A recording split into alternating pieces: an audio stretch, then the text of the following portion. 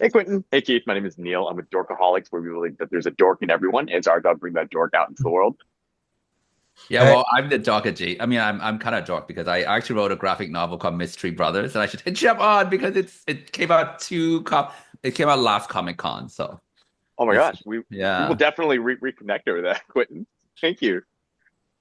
So to kick things off, I love asking people as we are on Dorkaholics, what made each of you a dork growing up? Well, I have always loved like comic books and everything. I mean, I just and I'm a film dork, really. I'm a film nerd. I grew up loving like Brian De Palma, and that's why I became a filmmaker. So. I love movies. My dad always bugs me because I'm always quoting movies when someone says something.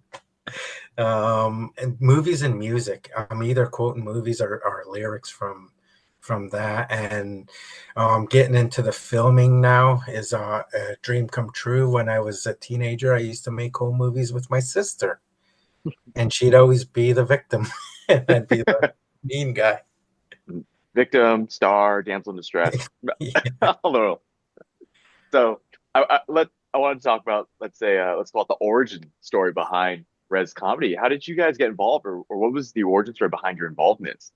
So what happened was that in 2022, I shot a TV series called Comedy Invasion, which is all Canadian and all diverse. And Keith was one of the first people that was in was one of the in the episode. And actually, so with his episode, we actually won the Canadian Screen Award for last year for Best Comedy Special. So that's the award. I was using it a prop for something else, but it's on my desk now. And then when we wrapped Comedy Invasion, Keith says, "Would you like to come on the Rez? I want to show you around." I said, "Sure." I've never been on Rez until, I mean, the last time I was on a Rez was when I was like 17. Went to a powwow in Montreal.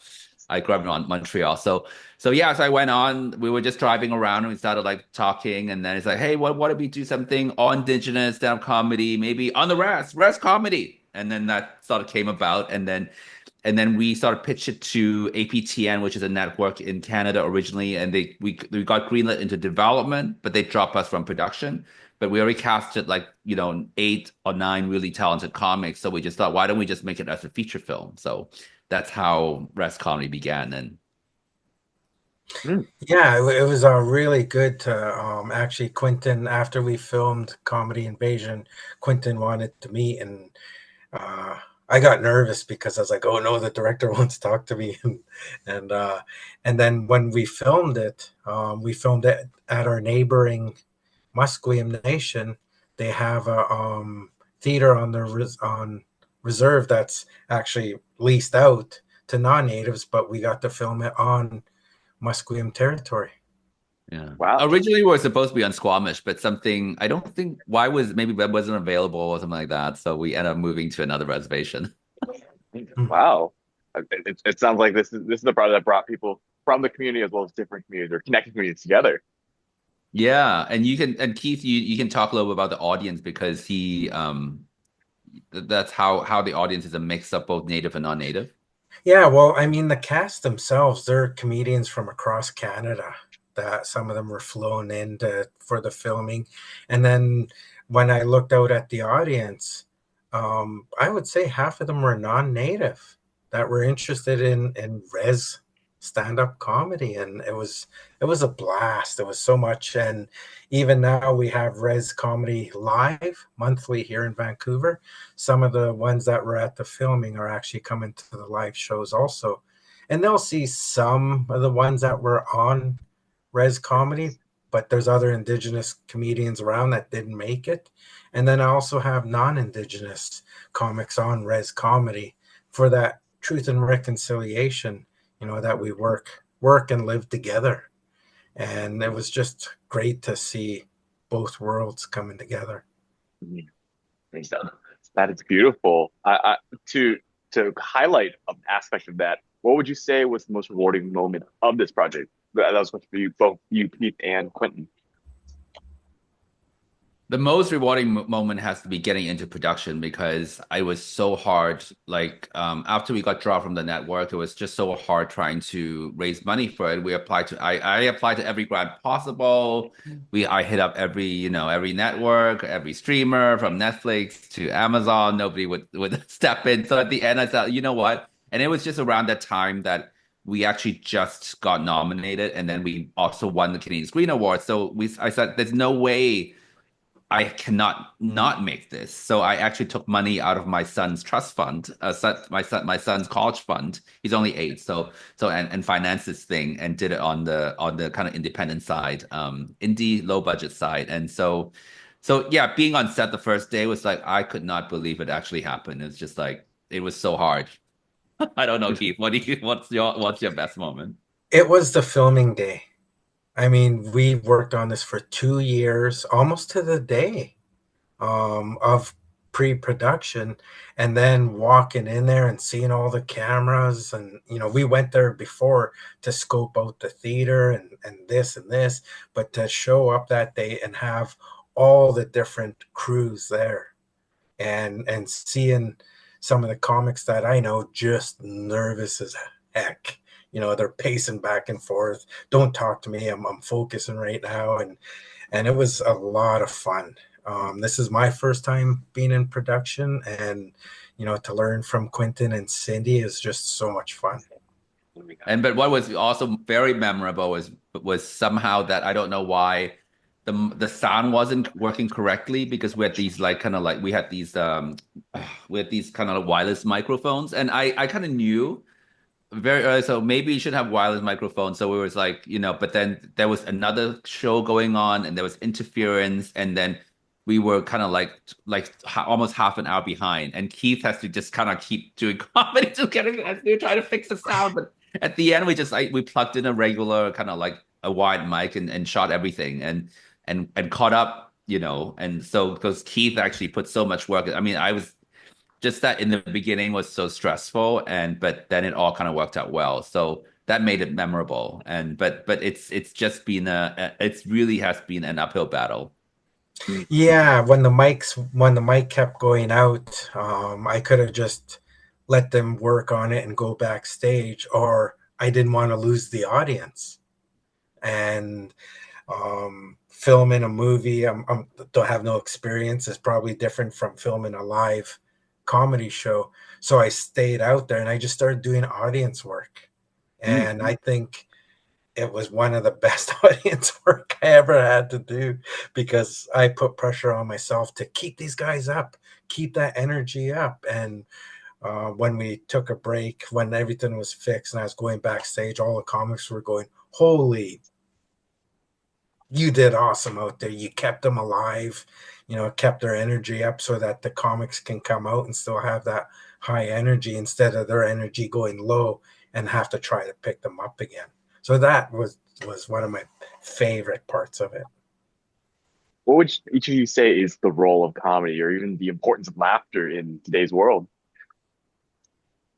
Yeah, I think that especially now, like you don't want to see really dark things, especially look at how the world is going towards. We want to laugh, and I think that one of the thing about it's that Roberto Benigni film Life is Beautiful. Even though you're in an internment camp, you can die any day. You still have to laugh, and I think that's what inspired me to make kind of like comedy, and that's sort of like eventually I realized, oh, that's the power of comedy. It's because it really is a medicine even in the worst time of our lives. Keith, what do you think? Yeah, I think people that don't know Indigenous life, they just know what they hear. Stereotype, false, some truth, but they don't know. So when they come, they'll learn things. And they'll go, wow, we didn't really know that. And I have people come up after the show saying, I didn't know that happened, and I'm going to look that up. And sometimes I'll say, if you don't know what this is, Google it up, and they'll get to learn the hard facts about it and then understand my joke about it. It's the content, not just the word of it. Whether it's the old schools or the policing or the government or neighboring nations, might have fought before, but now come together. So a lot of it's fact based, and people get to learn new things. I mean, I about think history. also for me being non-Indigenous, by working with Keith, it's just It's not only it's so entertaining because I'm like working on a comedy show, but it's also very educational and seeing this different point of view and learning all these things that I actually have no idea that indigenous perspective and in a very diverse kind of way, you know, from different type of indigenous people. It's just really both entertaining and educational. It's powerful. And what impact or last impression would you like audiences to have after watching Rez comedy? I know you're alluding to kind of like the that growing curiosity and willingness to learn more. I think that most important, they laugh and they get to think about, you know, how there are these different perspectives out there. It's really crucial for me. Hmm. Keith. I would say just any ethnicity, race, whatever, to start working together and bringing out the jokes, bringing out the stories through jokes Hmm. about their life, about whether you're Chinese, Native, Caucasian, or you know, just a whole bunch of them coming together and telling jokes through stories and just going, wow, I want to learn about that. Yeah, I think the diversity that we want to create is really just about, hey, as people of color or BIPOC people, we have to be working together and enjoying each other's content. But for the government administration kind of thing, their diversity is about separating these people and doing kind of like a what is that phrase called? Something and conquer. Um, Divide and conquer. divide and conquer kind of situation. And that's the diversity we want to institute. But from our perspective as creators and also BIPOC people, we want the other way, which is for all of us to work together and create a bigger community. Any advice for those interested in simply telling jokes or wanting to make people around them laugh as they work for this mission of using comedy to bring people together? That's the Keith question because he's the real comic here. Just if you reach out, you see someone doing and you think they're good, you think they have something. I most of my shows I put on the live shows, the first two or three comics are newbies, and then I have professionals comics at the end and get them to be able to work together. Most comic shows are all professionals, but I'm here rooting for the underdog because Quentin rooted for me, the underdog. And now I'm producing and co-directing with him, and that's what I want to continue is to help bring the newbies up. This has been an amazing conversation. Thanks so much for take time out of your day, Quentin and Keith, to speak with me about Rez Comedy. I'm really excited to see it officially released and get more people watching. Thank you so much, Neil. Hojka. Hojka. How do I say that? Hojka. Hojka. Hojka. That Squamish means thank you, right? Yeah. Ah, Yeah. Hojka.